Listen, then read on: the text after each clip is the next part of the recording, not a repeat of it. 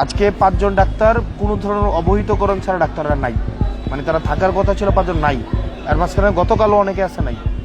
এই 5 জনকে শোকজ দেওয়া হয়েছে এবং আমাকে হোয়াটসঅ্যাপে সকাল 8:20 8:30টার মধ্যে এই অ্যাটেন্ডেন্স শিট পাঠিয়ে দিতে হবে।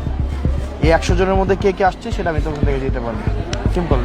এরপর হচ্ছে উনি 7:45 ডাক্তারদেরকে একটা ব্রিফ দিবে, সব ডাক্তারকে একসাথে নিয়ে একটা ব্রিফ দিবে যে আজকে কি কি কি কি ধরনের অ্যাক্টিভিটি করবে।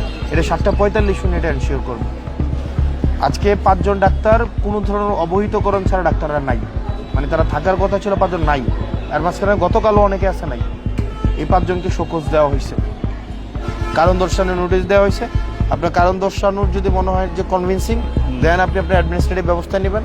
আর যদি মনে হয় যে কনভিন্সিং, আপনার অ্যাডমিনিস্ট্রেটিভ যে ধরনের ব্যবস্থা আছে আপনারা সেই ধরনের ব্যবস্থা নেবেন।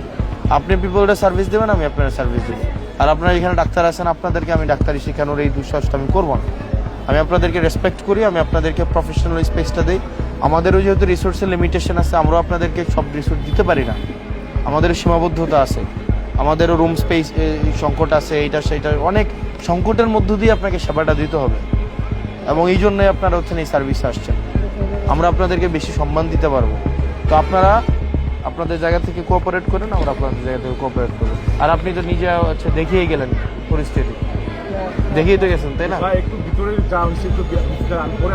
ভিতরে তো এটাই, এই আইসা দেখলাম 5 জন ডাক্তার নাই। অন্য কোনো বিষয় নিয়ে আলোচনা না, হঠাৎ আইসা দেখলাম 5 জন ডাক্তার নাই। 26 জনের মধ্যে 5 জন ছুটিতে আছে, 13 জন এখানে আছে, আর বিভিন্ন কার্যক্রমে 3 জন আছে। আর বাকি 5 জন ডাক্তার ওরা খাতা কলমে আছে, কিন্তু এ নাই। ওদেরকে একটা শোকজ দেওয়া হচ্ছে আজকেই।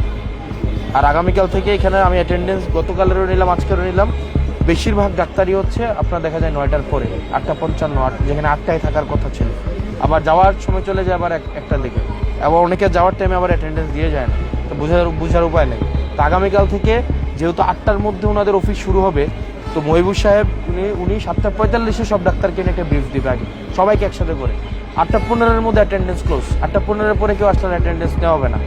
8:30টার দিকে অ্যাটেন্ডেন্স শিট আমাকে ঢাকায় পাঠানো হবে। প্রত্যেক দিনে অ্যাটেন্ডেন্স শিট প্রত্যেক দিন আমার কাছে থাকবে।